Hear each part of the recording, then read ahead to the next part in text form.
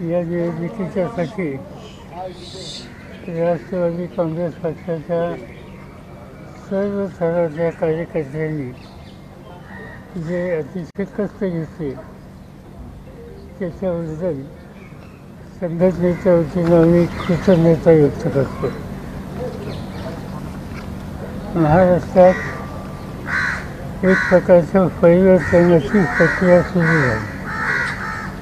जो काही निवडणुकीचा निकाल आहे तुमच्या हातामध्ये माझं स्टेटमेंट आहे, त्याच्यामध्ये सविस्तर लिहिलं आहे की हा निकाल इथं परिवर्तनाला पोषक अशा प्रकारचा आहे. थोडं पुढे बोलताना ऐकू येत नाही, थोडे पुढे घेऊया ना, थोडं पुढे घ्या. हां हां थोडंसं माईक पडतील अशा नको. माईक नाही नाही ह्याचा माईक नाही, स्पीकरवाला नाही. आणि आम्हा लोकांचा प्रयत्न हा राहणार आहे की ही देशाच्या लोकसभेची निवडणूक झाली सुदैवानं देश पातळीवरचं चित्रसुद्धा अतिशय आशादायक आहे. विशेषतः उत्तर प्रदेशमध्ये सर्वसाधारणपणानं तुम्हा लोकांचं आणि आमच्या काही सहकाऱ्यांचं असेसमेंट जे होतं त्यापेक्षा वेगळा निकाल उत्तर प्रदेशच्या जनतेने दिलेला आहे. या निकालाचं आणखीन एक वैशिष्ट्य असं आहे की यापूर्वी भाजपला उत्तर प्रदेश आणि या भागामध्ये जे यश मिळायचं ते त्याचं मार्जिन हे फार मोठं असायचं. आता त्यांना काही ज्या जागा मिळाल्यात त्या मर्यादित अशा प्रकारच्या मार्जिनी मिळाल्यात. याचा अर्थ राष्ट्र पातळीवर आम्ही लोक जसं सगळे काम करतो त्याचे विशेषतः उत्तर प्रदेश आणि हिंदी बेल्टमध्ये जे आमचे सहकारी काम करतात त्यांनी आम्ही सगळ्यांनी मिळून अधिक लक्ष दिलं तर आज उत्तरेकडचा जो चेहरा आहे तो बदलायला एक अनुकूल अशा प्रकारचं चित्र दिसतं आहे आणि त्यासाठी आम्हाला लोकांच्याकडून काळजी घेतली जाईल. आज हा निकाल झाल्याच्या नंतर मी काही सहकाऱ्यांशी चर्चा केली.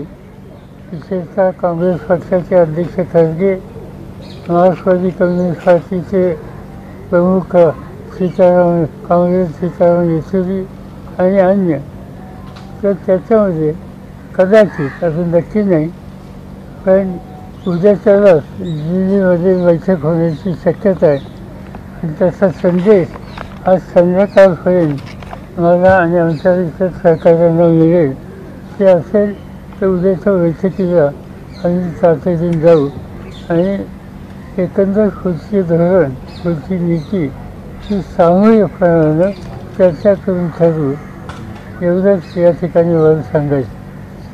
आज या निवडणुकीमध्ये अनेक गोष्टी चांगल्या घडलेल्या आहेत. राष्ट्रवादी काँग्रेस पक्षानं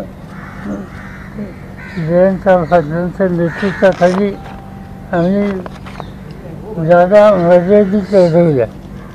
सगळ्या मिळून आम्ही 10 जागा लढवल्या. पण त्याच्यामध्ये असं दिसतं आहे की 7 जागेवर आणखी काही त्याचं पूर्ण काउंटिंग झालेलं नाही पण 7 जागेवरच्यावर आज आम्ही पुढे आहोत. किती 7 जागेंच्यावर आज आम्ही पुढे आहोत. याचा अर्थ 10 जागा लढून 7मध्ये विजय मिळण्याच्या संबंधीचं चित्र. याचा अर्थ स्ट्रायकिंग रेट हा राष्ट्रवादी काँग्रेसचा या निवडणुकीमध्ये निश्चितपणानं झालेला आहे. हा जो काही यश मिळालं ते यश मिळालं ते एकट्या राष्ट्रवादी काँग्रेसचं यश आहे असं आम्ही मानत नाही. आम्ही ही जी महाराष्ट्र विकास आघाडी केली याचा उल्लेख माझ्या स्टेटमेंटमध्ये सविस्तर आहे. त्या आघाडीच्या वतीनं आणि विशेषतः काँग्रेस पक्ष आणि उद्धव ठाकरेंच्या नेतृत्वाखाली शिवसेना आणि आमचे सहकारी या सगळ्यांनी एकत्रित जीवाभावाच्या वतीनं काम करण्याची भूमिका घेतली आणि त्यामुळेच हे यश जसं आम्हाला मिळालं राष्ट्रवादीला तसं काँग्रेसला मिळालं आणि उद्धव ठाकरेंच्या नेतृत्वाखालच्या पक्षाला सुद्धा मिळालं. आणि या जे मी सुरुवातीला सांगितलं की परिवर्तनाचं वातावरण आहे आणि आम्ही तिघेही एकत्रित राहून उद्याच्या काळामध्ये आमची धोरणं ठरवू आणि महाराष्ट्राच्या जनतेची सेवा करण्याची खबरदारी घेऊ एवढंच या ठिकाणी मला सांगायचं आहे. उद्याची बैठक ही दिल्लीला आज संध्याकाळी करेल ठरेल आणि ती झाली तर त्या बैठकीला माझी उपस्थिती असेल. आज काही टेलिव्हिजनवर बातमी आहे किंवा मी चंद्रबाबूंची बोललो आणखीन कोणाशी बोललो त्याच्यात काही तथ्य नाही. मी काही कोणाशी बोललेलं नाही.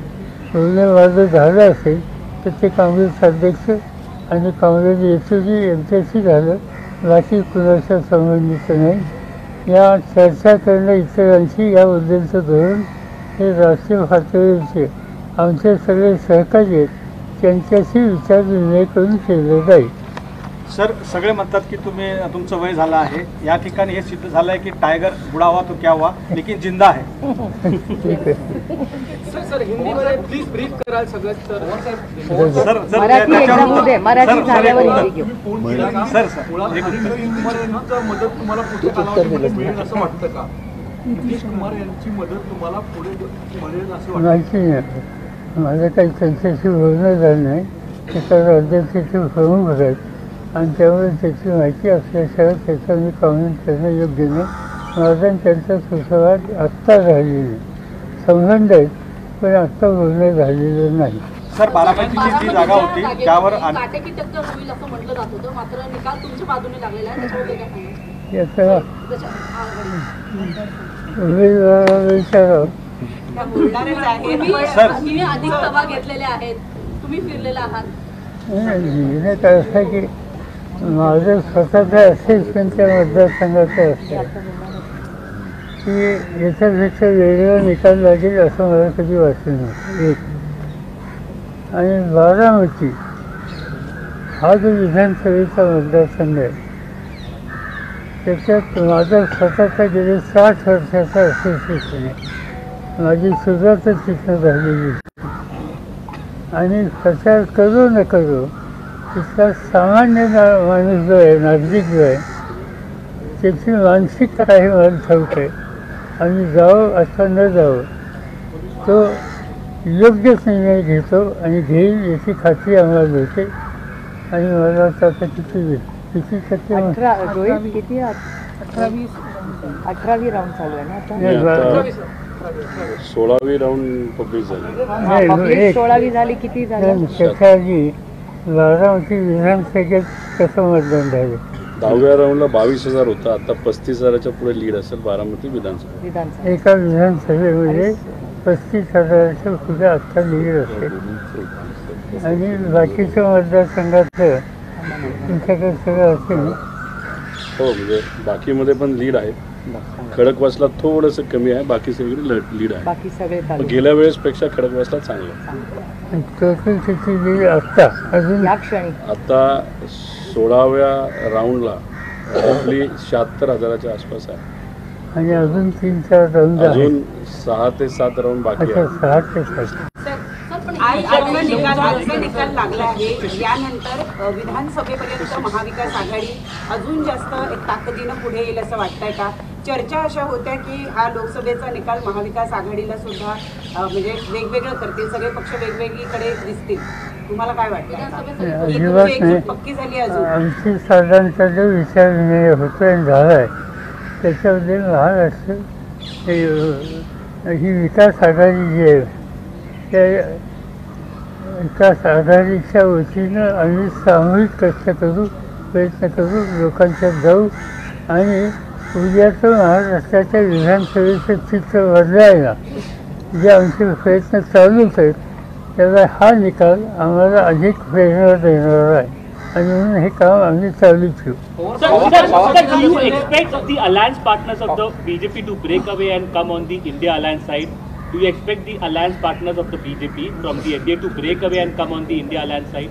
Do you expect that? No, I don't know. Neither we have discussed, neither we have thought. Pawar साहब किस तरीके से चुनावी परिणाम को आज के देखते हैं महाराष्ट्र के परिप्रेक्ष्य में, पूरे देश भर में जो चुनावी परिणाम है उसे कैसे देख रहे हैं आप? यही बात शुरू में मैंने कहा कि महाराष्ट्र में तो रिजल्ट अच्छा आ गया और सबसे ज़्यादा उत्तर प्रदेश का ये डिसीजन आएगा इस पर कोई सोचते नहीं थे। हिंदी वेव इसकी चिंता हम लोगों की थी, सदर्न इंडिया की कोई प्रॉब्लम नहीं था, मगर हिंदी वेव में और मेहनत करने की आवश्यकता है यह हम चाहते सोचते थे और इसमें कोई ना कोई सुधार हो गया ये बात सच है। फिर भी मध्य प्रदेश और कुछ एरिया में और ज़्यादा काम करने की आवश्यकता है, मगर उत्तर प्रदेश की जनता ने जो इसमें डिसीजन दे दिया, एक नई डायरेक्शन सब लोगों को उन्होंने दिए। हम वहाँ के नेता लोग, वहाँ के कार्यकर्ता लोग और उत्तर प्रदेश की जनता जो इन सभी का हम आभारी है कि इस तरह का डिसीजन उन्होंने दे दिया। पवार साहब भगवान राम को लेकर जिस तरीके से, राम मंदिर को लेकर जिस तरीके से बीजेपी ने मंचों से ये कहा कि जो भगवान राम को लाए हैं जनता उनको लाएगी, ये जो परिप्रेक्ष्य बनाया गया था कि राम मंदिर के बाद जनता उन्हें चुनकर देगी, बाद में प्रधानमंत्री का हिंदू मुस्लिम करना, सीधी बात है। मंदिर मस्जिद के ईश्वर रेज करने की कोई आवश्यकता नहीं थी। जिनको आम जनता के बारे में कॉन्फिडेंस है ऐसे लोग उस लाइन पर जाते थे, उन्होंने कोशिश की और जनता ने इसका स्वीकार नहीं किया। यहाँ तक इस कैंपेन में आपने हमने लोगों ने देखा कि महिला को इस तरह की तकलीफ हो जाएगी, ये लोग हुकूमत में आएगी तो किसानों की या रूरल एरिया की मीटिंग हो तो वहाँ बताया गया कि ये लोग हुकूमत में आएंगे तो आपके खेती में 2 भैंस आपने रखी है, इनमें से एक भैंस को लेके जाएंगे। इस तरह की खेत या गलत चीज़ें हाईएस्ट पोजीशन देश के जिम्मेदारी करते हैं, इन लोगों ने की थी। ये बात बिल्कुल अच्छी नहीं थी, मगर हमारा विश्वास था कि आम जनता इस तरह की कैंपेन, इस तरह की लाइन, इस तरह का प्रोपेगेंडा इसका स्वीकार कभी नहीं करेंगे और इसका अच्छा जवाब उत्तर प्रदेश के मुख्यमंत्री हो अखिलेश जी या उनके बाकी साथी लोगों ने ठीक तरह से दिया और जो कुछ बातें कही गई इसका स्वीकार जनता ने किया नहीं। ये निर्णय जो आ रहा है इससे साफ होता है। सर, साताराची जागा तुम्ही खेचून आणण्याचा प्रयत्न केला। BJP has not crossed majority by their own. How you react to this, and particularly the fight of Baramati? We wish to know about overall your. It's too early. We have to wait for another day or two. Then correct picture will come. When we will sit in Delhi and discuss with our colleagues, then I will be able to tell what exactly it is. अभी आपने उनकी बातचीत हुई है क्या, और आने वाले समय भी आपको लगता है इनसे बात करने के लिए अलायंस पार्टनर और सरकार फॉर्म करना है तो उनको साथ में रहने की जरूरत होगी?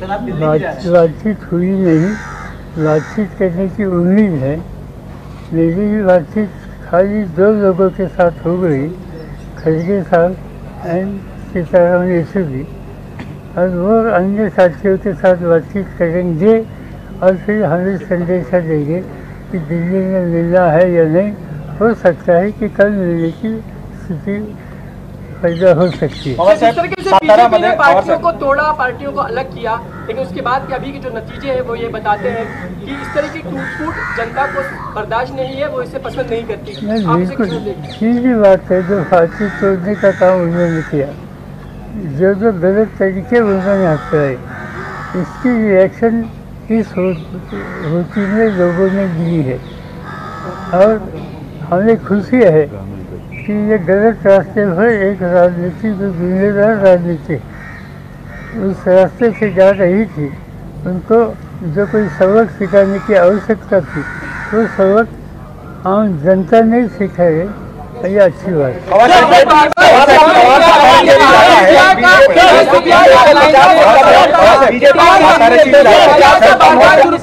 साताऱ्याची जागा तुम्ही पाण्यात भिजून ती परत आणली होती, त्यावेळेस तो विजय मिळाला होता, परंतु आता साताऱ्याची जागेवर पराभव पाहायला मिळत आहे. कुठे कमी पडला असं वाटतं? अजून माहिती घेतली नाही, कारण अर्थात त्याचं अजून काउंटिंग सुरू झालेली आणि थोडक्यात ही सीट जाते असं दिसते. म्हणजे ती काही नकार देण्याचा अर्थ नाही. त्याच्या खोलात आम्ही जाऊ, तर आम्हाला विश्वास आहे की सातारा जिल्हा हा राष्ट्रवादीच्या दृष्टीनं एक महत्त्वाचा घटक आहे आणि तो स्थिती आमची कंटिन्यू राहील.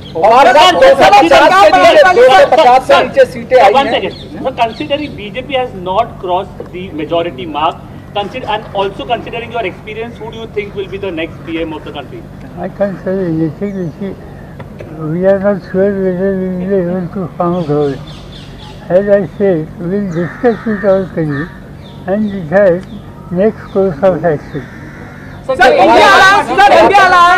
महायुतीच्या नेत्यांकडून आता प्रतिक्रिया अशी येते की जातीय तेढ आणि जातीय ध्रुवीकरण हा महाविकास आघाडीचा फायदा झालेला आहे असं दिसतं. खरंच असं झालं का? जरांगे फॅक्टर इतकं मोठा इम्पॅक्ट झाला का? कारण की मराठवाडा आणि विदर्भामध्ये फार मोठ्या प्रमाणामध्ये याचं गणित दिसतंय.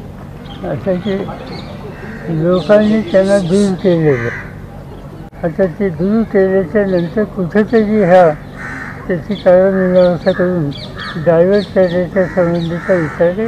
त्याच्यात काही खर्च नाही. हा निकाल महाराष्ट्रातल्या जनतेनं विचारपूर्वक घेतलेला आहे. तिथं बदलाची आवश्यकता आहे, परिवर्तनाची आवश्यकता आहे. गेले 10 वर्षाचं राज्य त्या लोकांनी मधली अनेक वर्ष सोडली ते जनतेने पाहिलेलं आहे आणि त्याला स्वतः अशा प्रकारचा निकाल हा लोकांनी घेतला. 250 से नीचे बीजेपी आई है, बीजेपी 250 से नीचे है. ऐसे में अलायंस पार्टनर उनके साथ कितने सस्टेन करेंगे और अगर वो हटते हैं तो क्या यूपीए फॉर्म करने की कंडीशन में है क्या सरकार, और उसके लिए आप बचें? ये मैंने बताया है कि हम कल ही बैठेंगे, बात करेंगे. कई हमारे साथी यहाँ नहीं है. ये डिसीजन कोई इंडिविजुअल एक पार्टी नहीं लेगी. ये डिसीजन कलेक्टिव डिसीजन होगा. कलेक्टिव सोच चाहिए और ये तो काम आगे 2-3 दिन में हो जाए.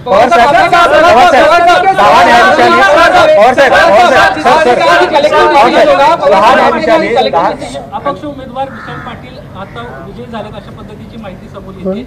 विशाल पाटील ठीक आहे, विजय झाले तर त्यांचं अभिनंदन. विनंती केली होती ठाकरेंना की कुठेतरी काँग्रेसला ती सीट दिली गेली पाहिजे. निर्णय झाला, निकाल झाला, ते विजय झाले. आता कशाला त्याचं इंडिया अलायंस आने वाले वक्त में नीतीश कुमार जी के लिए डेप्यूटी प्राइम मिनिस्टर ये ऑफर भी कंसिडर करेगी?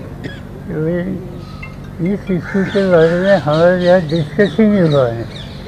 जब तक बात नहीं होती, कलेक्टिव थिंकिंग नहीं होता, तब तक इस बारे में कुछ जवाब देना ठीक नहीं. थोडं रुचि एक बदली. पवार साहेब, त्या न्यायाधीशांनी काही न्यायाधीशांनी राष्ट्रपतींना पत्र लिहिलं आहे की हंग जर संसद भवन जर झालं तर या प्रकरणामध्ये पंतप्रधान नरेंद्र मोदी यांना पंतप्रधान न करता इतर विरोधी पक्षांना एकत्र करून त्यांना निमंत्रण द्या. तुम्हाला असं वाटतं का की ही खरी वेळ आहे त्या न्यायाधीशांना सोबत? माहिती नाही आम्हाला एक, आणि अजून कुणाला मेजॉरिटी आहे का नाही हे स्पष्ट व्हायला एक 24-48 तासाची आवश्यकता आहे. ते झालं मी याच्यावर भाष्य. कुठून बाहेर पडले त्यांना या निकालानं धडा मिळाला असं वाटतं तुम्हाला? तर ते विचार करतील. याच्यातून हा जो निकाल आहे तो बऱ्याच जणांना विचार करायला लावावा. अनेक गोष्टी आहेत ते सांगते. आता आजच सांगणं अवघड आहे, पण सांगण्याला एकंदर लोकांची मानसिकता काय हे समजेल आणि त्याच्यातून शहाणपणा हा सुचून कदाचित काही वेगळा विचार करतील, माहिती नाही. हा